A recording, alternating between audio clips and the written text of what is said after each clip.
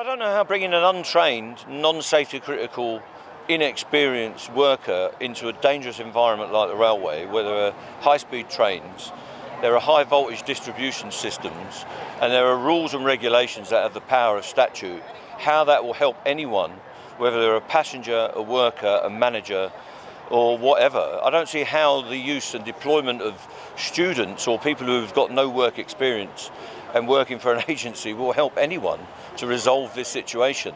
So as usual, he's just spouting nonsense that's given to him from some policy unit, which doesn't help to resolve the situations that are in front of us.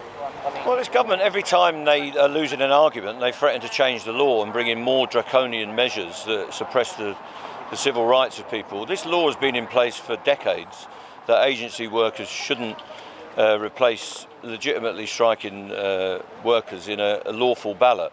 If he wants to spend his time doing that, that's up to him. There aren't agency workers that can replace our members in safety critical work. They're not going to be able to run 25,000 volt electricity control centres. They're not going to signal high-speed trains.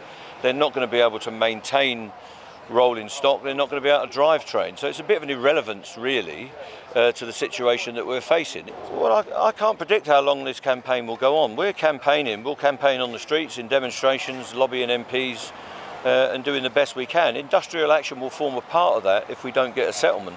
But our mandate runs for 6 months, and we will renew that mandate through a fresh ballot when we need to later in the year. We're hoping that doesn't happen. We don't want any more strikes.